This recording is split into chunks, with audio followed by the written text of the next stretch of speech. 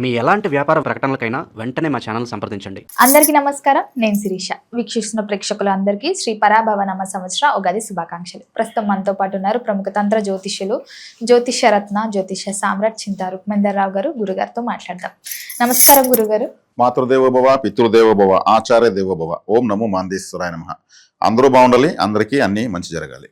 గురుగారు, ముందుగా మీకు ఉగాది శుభాకాంక్షలు. సంతోషం అండి. మీకు మన ఛానల్ వీక్షిస్తున్నటువంటి ప్రేక్షకులకు, రెండు తెలుగు రాష్ట్రాల అందరూ ప్రజలకు కూడా శ్రీ పరాభవ నామ సంవత్సర ఉగాది శుభాకాంక్షలు. గురుగారు, ఉగాది అనగానే ప్రతి ఒక్కరికి గుర్తుకొచ్చేది ఫస్ట్ పంచాంగం, తర్వాత షడ్రుచులు. ఏ రుచి తగిలితే ఈ సంవత్సరం అంతా ఆ రుచి అలా ఉంటుంది మా లైఫ్ అని అంటూ ఉంటారు.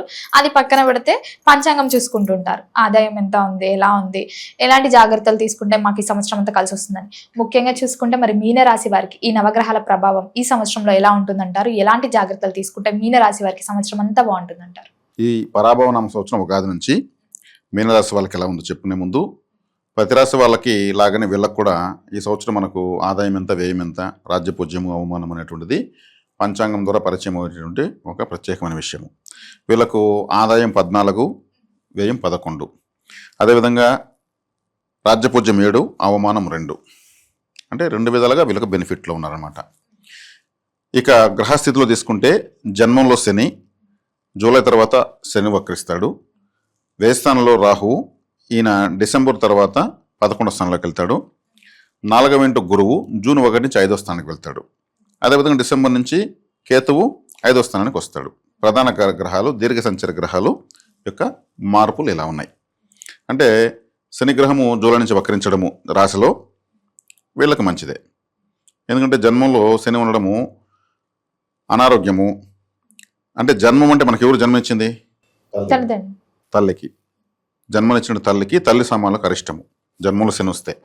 వీళ్ళకు మొహం కూడా బ్లాక్గా మారిపోతుంది. పైకే వచ్చేస్తాడు శని అని అర్థం. జన్మ అంటే పైన ఉన్నాడు అని అర్థం. నెత్తి మీద శని కూర్చున్నారు అంటే అంటారు కొంతమంది, ఏదైనా జరుగుతున్నప్పుడు అంటుంటారు. జన్మ శని అంటే అలా ఉంటుంది. వీళ్ళ ప్రయత్నాలు మందకొడిగా సాగడము. వీళ్ళు ఎవరికి హామీలు ఉండకూడదు. నేనున్నాను షూరిటీ సంతకాలు పెట్టడము, మాటలు ఇవ్వడము, పూచీకత్తులు ఇవన్నీ చేయకూడదు. భారీ పెట్టుబడులు పెట్టి వ్యాపారాలు చేయకూడదు. అంత అంటే వశీకారం లేదని అర్థం. జన్మలు శని ఉన్నాడంటే వశీకారం లేదని అర్థం. అదేవిధంగా వీళ్ళకు వ్యయస్థానంలో రాహు ఉన్నాడు. వ్యయస్థానంలో రాహు మంచిదే. వీళ్ళు కానీ ఉన్న ప్రాంతాన్ని వీళ్ళు దూరంగా వెళ్ళారంటే రాజయోగం. అంటే వ్యయస్థానం అంటే దూర ప్రాంతంలో వీళ్ళకి అదృష్టం ఉందని అర్థం. అంటే వ్యయంలో రాహు ఉన్నాడు. రాహు దూర ప్రాంతాన్ని తెలియజేస్తాడు. 12వ స్థానం దూర ప్రాంతాన్ని తెలియజేస్తుంది. అక్కడ రాహు ఉన్నాడు. దూరంగా వెళ్ళే కొద్దికి వీళ్ళకు ఈ యొక్క జన్మశని యొక్క తీవ్రత తగ్గుతూ వస్తుంది. మామూలుగా ఎవరికైనా జ్వరము, అనారోగ్యం చేస్తే బంధువులు తెలిస్తే ఫోన్ చేసి మా ఇంటికి వచ్చి 3 రోజులు ఉండేసి పోండి అంటూ ఉంటారు. అంటే అక్కడ ఎక్కడైతే వీళ్ళకి అనారోగ్యం చేసిందో ఆ ప్రాంతాన్ని వదిలేసి దూరంగా వెళ్తే వీళ్ళకి ఆరోగ్యం సెట్ అవుతుంది. బంధువులు సంతోషము, వాళ్ళకు నచ్చిన తిండి తిండి పెట్టడము, బాగున్నావా, చిన్ననాటి స్నేహితులు అందరూ రావడంతో అనారోగ్యాన్ని మర్చిపోతారు. ఎక్కడైతే అనారోగ్యం అక్కడే ఉంటే ఆ దిగులుతో ఉంటారు. అక్కడ ఆ వాతావరణం ఆవరించి ఉంటుంది. అట్లా మీనరాశి వాళ్ళు దూర ప్రాంతానికి వెళ్ళడం మంచిది. ఏలినాటి శని, కొంతమంది మనం ఇక్కడి నుంచి వెళ్తే ఊర్లో వాళ్ళు ఏమనుకుంటారో, వాడు ఊరు వెళ్ళిపోయాడు అనుకుంటారు. ఇవన్నీ వదిలేండి. ఎవరేమనుకున్నా మన లైఫ్ మనది, మన అభివృద్ధి మనకు కావాలి. ఎంతోమంది కష్టాలు తట్టుకోలేక కొంతమంది ఇప్పుడు చాలా దూర ప్రాంతాలు, చెన్నై, హైదరాబాద్, బెంగళూరు ఇటంతా వెళ్ళి సెటిల్ అయిపోయిన వాళ్ళు ఉన్నారు. అంటే కట్టుబట్టలతో చేతి ఖర్చులకు చేతిలో పెట్టుకొని చాలని విధంగా అక్కడ పోయి ఎక్కడ ఎవరు అడగాలను, ఎక్కడ ఉండాలో తెలియకుండా వెళ్ళి కూడా కోటేశ్వర్లు అయిన వాళ్ళు ఉన్నారు. అంటే కష్టాలు ఉన్నప్పుడే వెళ్తారు. ఆ విధంగా బాగుంటే ఎవరు వెళ్తారు? వెళ్ళరు కదా. కాబట్టి దూర ప్రాంతంలో రాహు ఉన్నాడు. రాహు కూడా డిసెంబర్ తర్వాత లాభస్థానంలోకి వస్తున్నాడు. అది ఇంకా చాలా మంచిది. అంటే వీళ్ళకి జన్మశని కొంచెం జన్మస్థానం నుంచి దూరంగా పోవాలని అర్థం. సొంత ఊరు నుంచి ఉద్యోగరీత్యా కావచ్చు, వ్యాపారరీత్యా కావచ్చు, వృత్తిరీత్యా కావచ్చు. బంధువులు సహకారం కన్నా స్నేహితుల సహకారంతో వెళ్ళచ్చు. మనము అయిన వాళ్ళ దగ్గర పోయి చేయి చాచకూడదని, అయిన వాళ్ళ పంచకి ఎప్పుడు చేరకూడదని చాలా ప్రిస్టేజెస్ ఉంటాయి.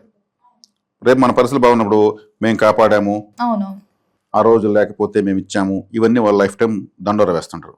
స్నేహితులైతే సహాయం చేసి సంతోషపడతారు. మనకు తగిన వాళ్ళని ఎంచుకుని ఇలా తీసుకోవచ్చు.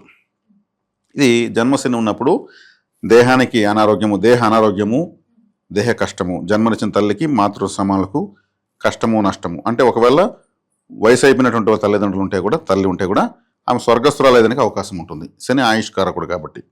వైద్య సేవ, ఔషధ సేవ కంపల్సరీ ఉంటుంది వీళ్ళకి. ఇప్పుడు దేహానికి తాకడ ఎక్కువ కాబట్టి ఆ దిష్టి తగులుతుంది అని అంటారు. కొంతమందికి జన్మంలో శని, వ్యయంలో రాహువు ఉన్నారు కాబట్టి వీళ్ళకు కొంతమంది బ్లాక్ మ్యాజిక్స్ అప్లై అయ్యేదానికి కూడా అవకాశం ఉంటుంది. అంటే టైం ఎక్కువగా బ్యాడ్గా ఉన్నప్పుడు శత్రువులు ఎవరున్నా అటువంటి ప్రయోగాలు నిజంగా చేయగలిగిన వాళ్ళని పట్టుకొని చేస్తే తగులుతాయి. అందరి వల్ల కాదు బ్లాక్ మ్యాజిక్స్ చేయాలంటే, అది చెప్పిన సులభము కాదు. అంటే మాకెవరో ఏదో చేశారని నమ్ముతూ ఉంటారు కదా, అది ఇట్లాంటి టైంలోనే జరుగుతాయి తప్పితే మిగిలిన సందర్భాల్లో జరగవు. అంటే ఐసోలేట్ అయిపోవాలి లైఫ్. ఐసోలేషన్ అంటే ఏమి, మన కరోనా వచ్చినప్పుడు ఒక వ్యక్తిని ఒక రూమ్లో పెట్టేస్తారు, ఇంకా అతనికి ఏమి ప్రపంచం తెలియకుండా పెట్టేస్తారు. ఎప్పుడో పోయి ఆ బొక్కలో ఏదో ఒక ఫుడ్ అటు పెట్టేసి వచ్చేస్తారు. అది ఐసోలేషన్లో పెట్టారు అతనండి. అతనికి బాహ్య ప్రపంచం సంబంధం లేకుండా చేస్తారు. అది ఐసోలేట్ అయిపోవడం అంటే. అంటే బాహ్య ప్రపంచంతో అన్నీ కూడా వీళ్ళకు ఇబ్బందిగా ఉంటాయని అది నాకు చెప్తారనమాట. కాబట్టి ఇప్పుడు ఇంత చెప్తున్నా భయపడిపోవడం అవసరం ఏం లేదు. జన్మల శని ఉంటే తీవ్రమైనటువంటి మానసిక, శారీరక ఒత్తిడి, నలకడ, తాకడ, తడబాట్లు ఉంటాయి జన్మంలో ఉన్నప్పుడు. ఆయన 30 సంవత్సరాలకు ఒకసారి వస్తాడు కాబట్టి ఈయన వక్రిస్తాడు జూలై తర్వాత. అంటే వెనక్కి తిరుగుతాడు, అంటే రాశిని వదిలేసి వెనక్కి పోతాడు. అప్పుడు హ్యాపీగా ఉంటుంది, రిలాక్సేషన్ ఉంటుంది. రాహు వ్యయంలో ఉండడం మంచిదే. రాహు లాభంలోకి వెళ్తున్నాడు మళ్ళీ కూడా. అంటే కంటిన్యూగా రాహు గ్రహం అనుకూలంగా మారుతూ ఉంది వీళ్ళకి. ఇప్పుడు జూన్ తర్వాత అంటే ద్వితీయార్థంలో, ఈ సంవత్సరం ద్వితీయార్థంలో గురువు 5వ ఇంటికి వస్తున్నాడు.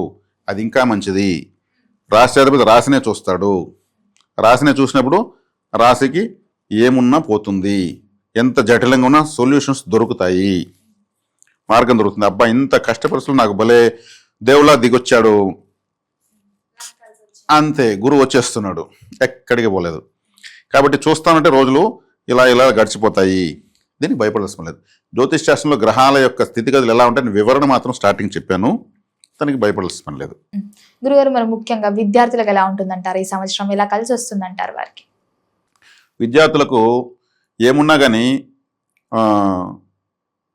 నెగ్లిజం పనికిరాదు. వాళ్ళు గురువు వచ్చి రాసిని చూసినా చూడకపోయినా వాళ్ళు ఎఫర్ట్ పెట్టుకోవాల్సిందే. గురువు చూసినా కానీ జన్మంలో శని ఉన్నాడు. శని అంటే నేను ఏం చెప్పాను ఇంతకుముందు ఒక వీడియోలో, ఎఫర్ట్. గురువు చూసినా కానీ వాళ్ళు పెట్టిన ఎఫర్ట్కి రిజల్ట్ వస్తుంది. గురువు చూడకపోతే ఎఫర్ట్ పెడితే రిజల్ట్ రాదు. వీళ్ళు పెట్టిన ఎఫర్ట్కి రిజల్ట్ రావాలి కదా, ఎఫర్ట్ అయితే వీళ్ళు పెడతారు. శని ఎక్కడ ఉంటే అక్కడ ఎఫర్ట్ జరుగుతూనే ఉంటుంది. కాబట్టి దానికి రిజల్ట్ గురువు వచ్చి ఇచ్చేస్తాడు. మార్కులు అయితే గురువే కదా, కాబట్టి రిజల్ట్ వస్తుంది. కాబట్టి విద్యార్థులు బాగుంది.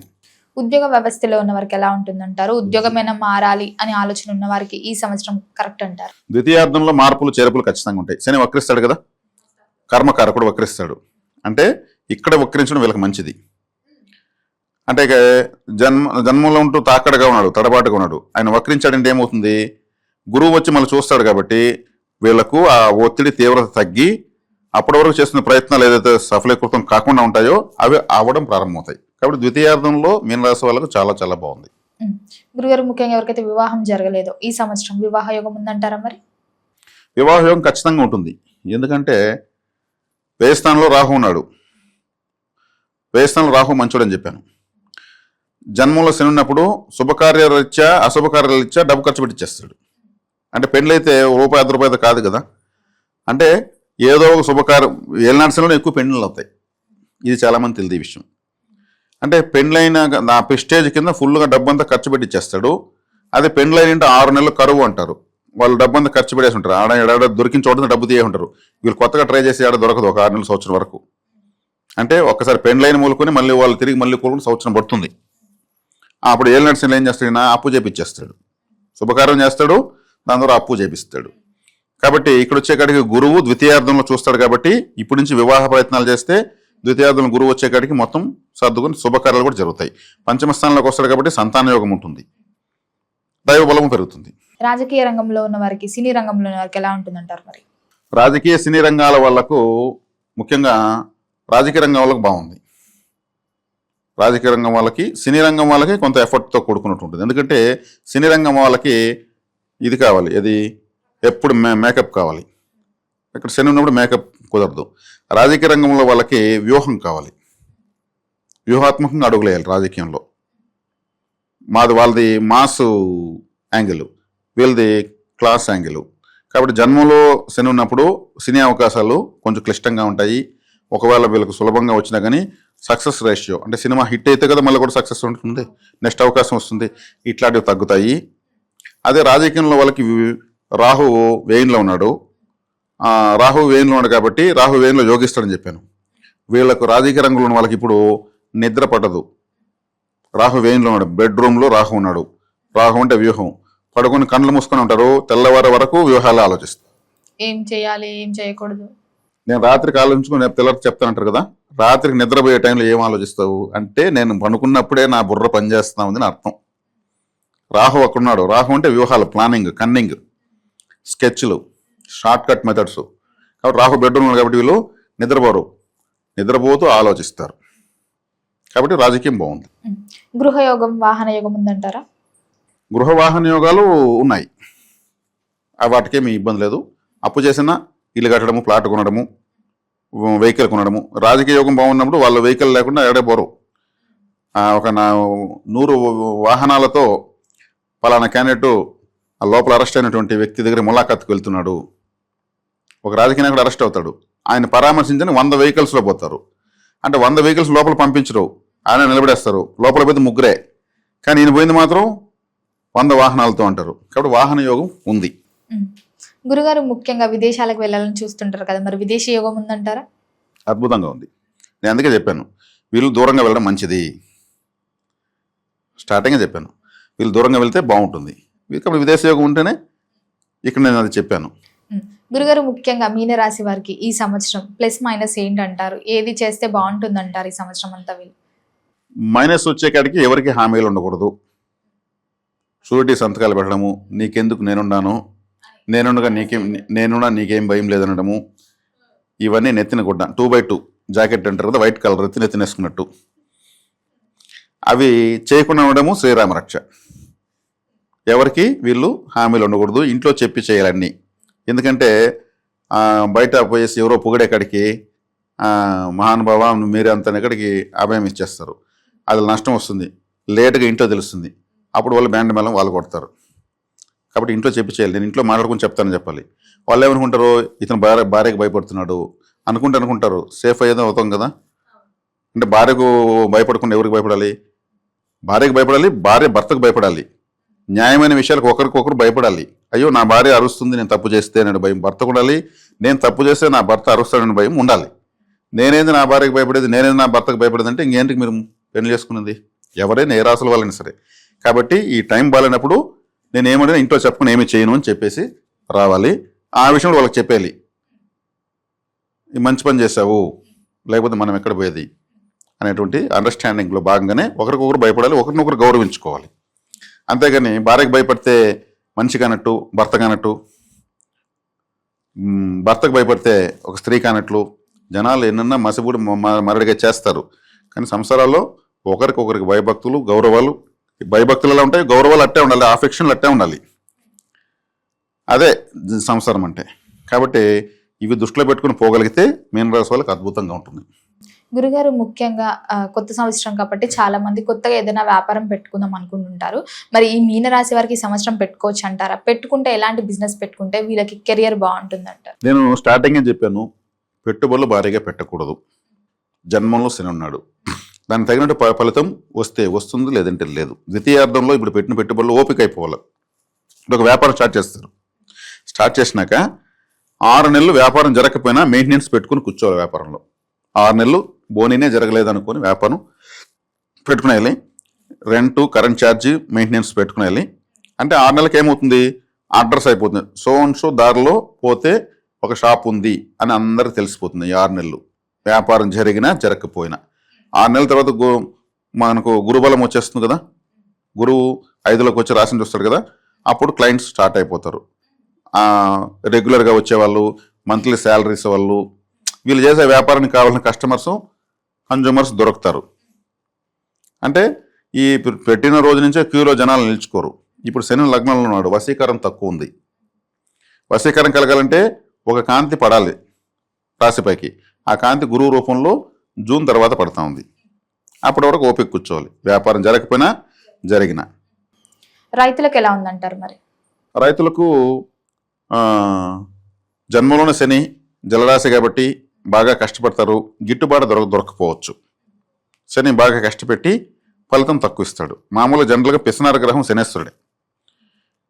ఎవరన్నా కొసరు ఇస్తున్నారంటే వాళ్ళకి శని గ్రహము అనుకూలంగా లేదని అర్థం, పిసనార్లు అవుతారు. కాబట్టి ఈ శని రైతులకు ఈ సంవత్సరం అది చేసిన కష్టం నీటి పాలు అంటారు కదా, ఈ నుండి జలరాశిలో ఉన్నాడు అంటే పంటలు మునిగిపోతాయి కదా, నీటి పాలు.